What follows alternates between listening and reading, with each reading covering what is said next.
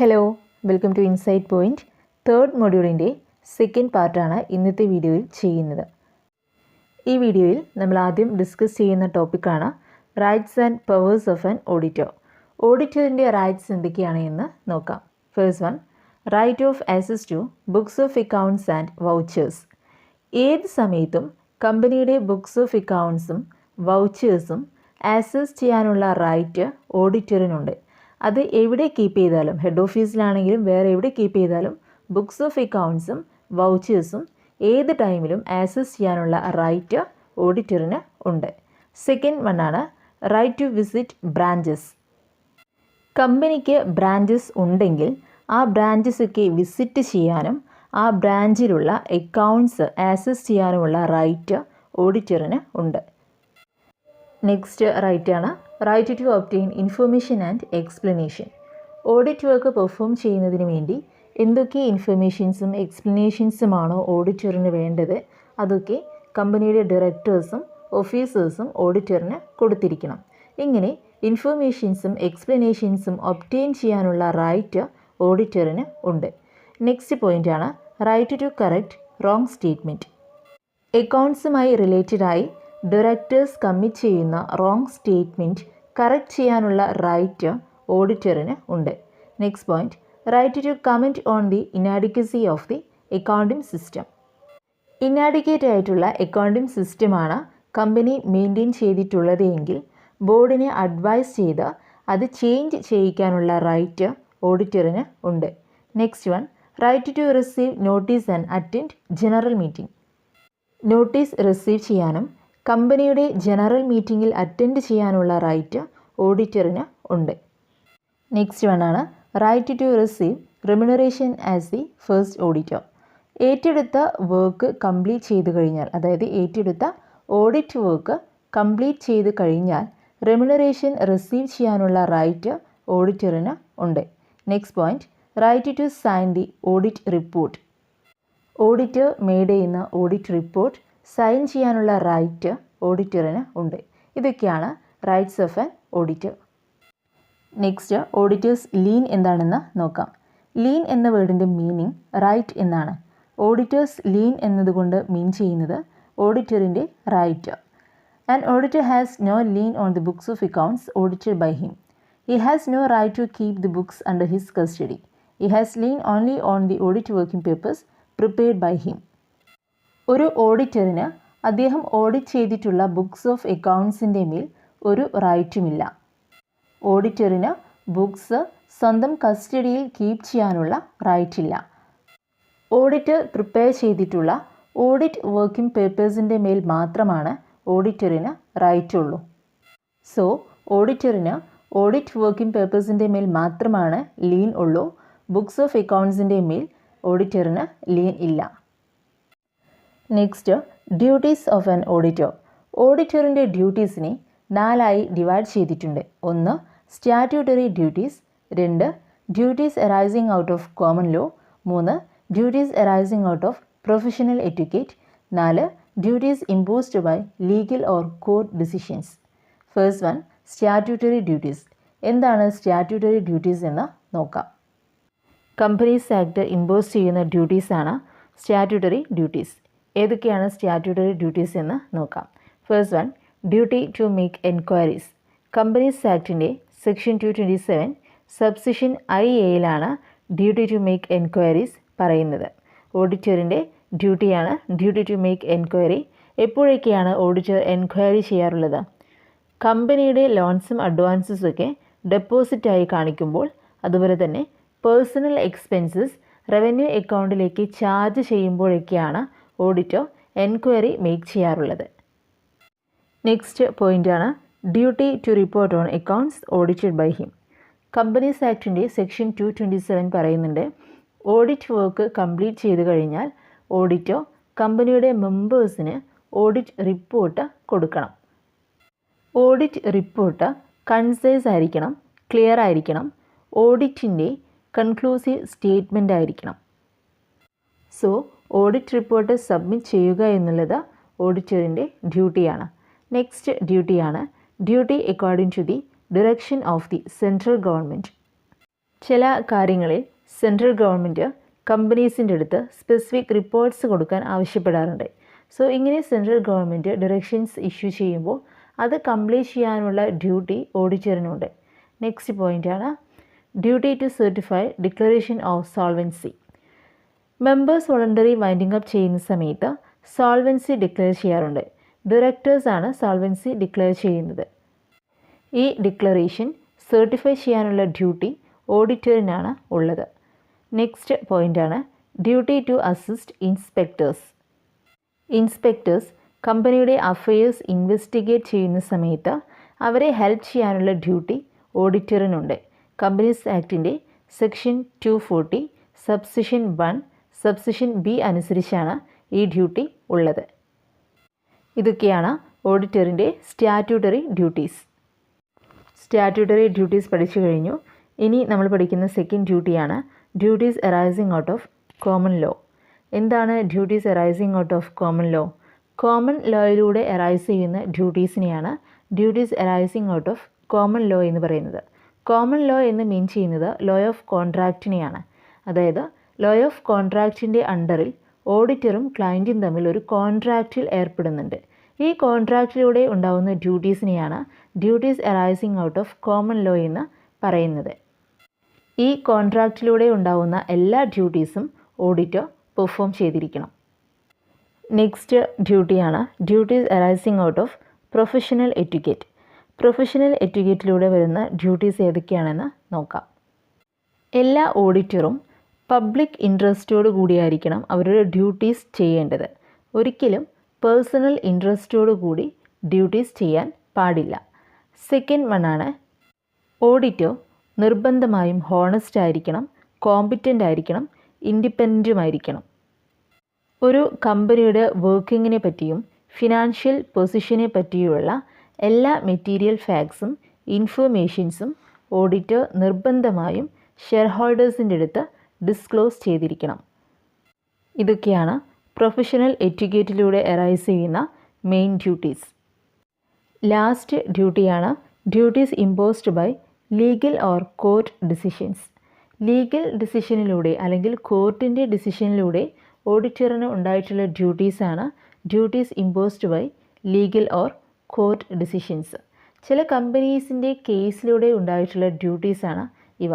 ഏതൊക്കെയാണ് അത്തരം ഡ്യൂട്ടീസ് എന്ന് നോക്കാം. ഓഡിറ്റർ പ്രോപ്പർ കെയറോടുകൂടി സ്കില്ലോടുകൂടി ഡ്യൂട്ടീസ് പെർഫോം ചെയ്യണം എന്നുള്ളത് കിങ്സ്റ്റൺ കോട്ടൺ മിൽസ് ലിമിറ്റഡിൻ്റെ കേസുമായി റിലേറ്റഡ് ആയിട്ട് വന്നിട്ടുള്ളൊരു ഡ്യൂട്ടിയാണ്. ഇനി നമുക്കറിയാവുന്ന ഒരു കാര്യമാണ് auditor is a watchdog but not a bloodhound. നമ്മൾ മുൻപ് പഠിച്ചിട്ടുള്ളതാണ്. ഇത് പഠിക്കുമ്പോൾ നമ്മൾ പറഞ്ഞിരുന്നു ഓഡിറ്റർ ഒരിക്കലും സസ്പീഷ്യസ് ആവേണ്ടതില്ല, സസ്പീഷ്യസ് ആറ്റിറ്റ്യൂഡ് ഓഡിറ്റർ അഡോപ്റ്റ് ചെയ്യേണ്ടതില്ല എന്ന്. ഇത് കിങ്സ്റ്റൺ കോട്ടൺ മിൽസ് കമ്പനീസ് ലിമിറ്റഡിൻ്റെ കേസിലൂടെ ഉണ്ടായിട്ടുള്ളൊരു ഡ്യൂട്ടിയാണ്. ഓഡിറ്റർ ഒരു ബ്ലഡ് ഹൗണ്ട് അല്ല, ഒരു വാച്ച് ഡോഗ് ആണ് എന്നുള്ള ഈ ഒരു ഡ്യൂട്ടി കിങ്സ്റ്റൺ കോട്ടൺ മിൽസ് കമ്പനിയുടെ കേസിലൂടെ ഉണ്ടായിട്ടുള്ളതാണ്. സോ ഇങ്ങനെ ഒരുപാട് കോർട്ട് ഡിസിഷൻസ് ഉണ്ടായിട്ടുണ്ട്. ആ ഡിസിഷൻസിലൂടെ ഒരുപാട് ഡ്യൂട്ടീസും ഓഡിറ്ററിന് ഉണ്ടായിട്ടുണ്ട്. സോ അത്തരത്തിലുള്ള ഡ്യൂട്ടീസിനെയാണ് duties imposed by legal or court decision എന്നുള്ളതിൽ പറയുന്നത്. നെക്സ്റ്റ് എന്താണ് സ്പെഷ്യൽ ഓഡിറ്റ് ഓഫ് കമ്പനി എന്ന് നോക്കാം. നമ്മൾ മുൻപ് പഠിച്ചിട്ടുള്ളതാണ് എന്താണ് സ്പെഷ്യൽ ഓഡിറ്റ് എന്ന്. സെൻട്രൽ ഗവൺമെൻറ്റാണ് സ്പെഷ്യൽ ഓഡിറ്റ് കണ്ടക്ട് ചെയ്യുന്നത്. ചില സ്പെഷ്യൽ ഒബ്ജക്റ്റീവ്സിന് വേണ്ടിയാണ് central government special audit conduct ചെയ്യുന്നത്. ചാർട്ടേഡ് അക്കൗണ്ടൻറ്റിനെ അല്ലെങ്കിൽ കമ്പനി ഓഡിറ്ററിനെ അപ്പോയിൻറ്റ് ചെയ്യുന്നത് സെൻട്രൽ ഗവൺമെൻറ്റാണ്. ഇവിടെ അപ്പോയിൻറ്റ് ചെയ്യുന്ന ഓഡിറ്ററിനെ സ്പെഷ്യൽ ഓഡിറ്റർ എന്നാണ് വിളിക്കുന്നത്. സാധാരണ ഒരു കമ്പനിയിലെ ഓഡിറ്ററിനുള്ള അതേ പവേഴ്സും ഡ്യൂട്ടീസുമാണ് ഈ ഓഡിറ്റേഴ്സിനും ഉള്ളത്. സെൻട്രൽ ഗവൺമെൻറ്റിനാണ് ഓഡിറ്റ് റിപ്പോർട്ട് ഓഡിറ്റർ സബ്മിറ്റ് ചെയ്യേണ്ടത്. ഓഡിറ്ററിൻ്റെ റെമ്യൂണറേഷൻ ഫിക്സ് ചെയ്യുന്നത് സെൻട്രൽ ഗവൺമെൻറ്റാണ്. അത് പേയ്മെൻറ്റ് ചെയ്യുന്നത് കമ്പനിയാണ്. ഏതൊക്കെ സാഹചര്യങ്ങളിലാണ് സ്പെഷ്യൽ ഓഡിറ്റ് കണ്ടക്ട് ചെയ്യുന്നത്? കമ്പനിയുടെ മാനേജ്മെൻറ്റ് പ്രോപ്പർ ഫോമിൽ അല്ല എങ്കിൽ, അതുപോലെ തന്നെ കമ്പനി കോൺസ്റ്റൻ്റായി ഡിറ്റീരിയോറേറ്റിംഗ് ചെയ്യുകയാണെങ്കിൽ, അതായത് കമ്പനിയുടെ ഫിനാൻഷ്യൽ പൊസിഷൻ കോൺസ്റ്റൻ്റായി ഡിറ്റീരിയോറേറ്റിംഗ് ചെയ്യുകയാണെങ്കിൽ, അതുപോലെ തന്നെ സൗണ്ട് ബിസിനസ് പ്രിൻസിപ്പിൾ അനുസരിച്ചല്ല കമ്പനി മാനേജ് ചെയ്യുന്നത് എങ്കിൽ ഇങ്ങനെയുള്ള സാഹചര്യങ്ങളിലൊക്കെയാണ് സ്പെഷ്യൽ ഓഡിറ്റ് കണ്ടക്ട് ചെയ്യാറുള്ളത്. നെക്സ്റ്റ് ടോപ്പിക്കാണ് ലയബിലിറ്റീസ് ഓഫ് ആൻ ഓഡിറ്റർ. ഓഡിറ്ററിൻ്റെ ലയബിലിറ്റീസിനെ രണ്ടായി ഡിവൈഡ് ചെയ്തിട്ടുണ്ട്. ഒന്ന് അണ്ടർ സ്റ്റാറ്റ്യൂട്ട്, രണ്ട് അണ്ടർ കോമൺ ലോ. അണ്ടർ സ്റ്റാറ്റ്യൂട്ടിനെ എഗെയിൻ രണ്ടായി ഡിവൈഡ് ചെയ്തിട്ടുണ്ട്. ഒന്ന് സിവിൽ ലയബിലിറ്റി, രണ്ട് ക്രിമിനൽ ലയബിലിറ്റി. സിവിൽ ലയബിലിറ്റീനെ എഗെയിൻ മൂന്നായി ഡിവൈഡ് ചെയ്തിട്ടുണ്ട്. ഒന്ന് ഫോർ നെഗ്ലിജൻസ്, രണ്ട് ഫോർ ബ്രീച്ച് ഓഫ് ട്രസ്റ്റ്, മൂന്ന് for breach of duty. Criminal ലയബിലിറ്റീനെ 7ആയി ഡിവൈഡ് ചെയ്തിട്ടുണ്ട്. First one non compliance of the provisions of the law, second one fraudulent concealment, third one false report, fourth one advice to client to commit criminal offence, fifth one under Income Tax Act, sixth one Chartered Accountant Act, and the last one under Indian Penal Code. ഇവ ഓരോന്നും detailed ആയിട്ട് പഠിക്കാം. Okay, liabilities of an auditor നോക്കാം. ലയബിലിറ്റീസിനെ നമ്മൾ പറഞ്ഞു രണ്ടായി divide ചെയ്തിട്ടുണ്ട്. Under statutes and under common law. Under statute എന്ന് പറയുന്നത് അണ്ടർ കമ്പനീസ് ആക്ട്, കമ്പനീസ് ആക്ടിൻ്റെ അണ്ടറിൽ വരുന്ന ലയബിലിറ്റീസിനെയാണ് അണ്ടർ സ്റ്റാറ്റ്യൂട്ട് എന്ന് പറയുന്നത്. അണ്ടർ സ്റ്റാറ്റ്യൂട്ടിനെ രണ്ടായി ഡിവൈഡ് ചെയ്തിട്ടുണ്ട് എന്ന് പറഞ്ഞു. First one civil liability, second one criminal liability. എന്താണ് സിവിൽ ലയബിലിറ്റി എന്ന് നോക്കാം. ഒരു കമ്പനിയുടെ ഓഡിറ്റോ ഡാമേജിന് വേണ്ടി പേ ചെയ്യാൻ ലാബിലാവുന്നതിനെയാണ് സിവിൽ ലയബിലിറ്റി എന്ന് പറയുന്നത്. അതായത് ഓഡിറ്റർ കാരണം കമ്പനിക്ക് എന്തെങ്കിലും ഡാമേജ് ഉണ്ടായിട്ടുണ്ടെങ്കിൽ ആ ഡാമേജിന് വേണ്ടി പേ ചെയ്യാൻ ഓഡിറ്റർ ലാബിലായിരിക്കും. അത്തരത്തിലുള്ള ലയബിലിറ്റിയെയാണ് സിവിൽ ലയബിലിറ്റി എന്ന് പറയുന്നത്. സിവിൽ ലയബിലിറ്റി 3 ടൈപ്പ് ഉണ്ട് എന്ന് പറഞ്ഞു. ഫസ്റ്റ് വൺ ആണ് ലയബിലിറ്റി ഫോർ നെഗ്ലിജൻസ്. എന്താണ് ഇതിൽ പറയുന്നത് എന്ന് നോക്കാം. ലീഗൽ ഡിസിഷൻസ് എസ്റ്റാബ്ലിഷ് ചെയ്യുന്ന സമയത്ത് റീസണബിൾ കെയർ എടുത്തിട്ടില്ല എങ്കിൽ, റീസണബിൾ കെയർ എടുക്കുന്നതിൽ വീഴ്ച വന്നു എന്നുണ്ടെങ്കിൽ ഇത്തരത്തിലുള്ള ലയബിലിറ്റീസ് അറൈസ് ചെയ്യാറുണ്ട്. ഒരു ഓഡിറ്റർ കമ്പനിയുടെ ആർട്ടിക്കിൾസ് ഓഫ് അസോസിയേഷൻ നോക്കാതെ സ്വന്തം താല്പര്യങ്ങൾക്കനുസരിച്ചാണ് അക്കൗണ്ട്സൊക്കെ വെരിഫൈ ചെയ്യുന്നത്, അക്കൗണ്ട്സൊക്കെ ഓഡിറ്റ് ചെയ്യുന്നത് എന്നുണ്ടെങ്കിൽ അവിടെ ലയബിലിറ്റി ഫോർ നെഗ്ലിജൻസ് ഉണ്ടാവുന്നുണ്ട്. ഓഡിറ്റർ കാരണം ക്ലയൻറ്റിനുണ്ടാവുന്ന ലോസ് കോമ്പൻസേറ്റ് ചെയ്യാൻ ഓഡിറ്റർ ലാബിലാണ്.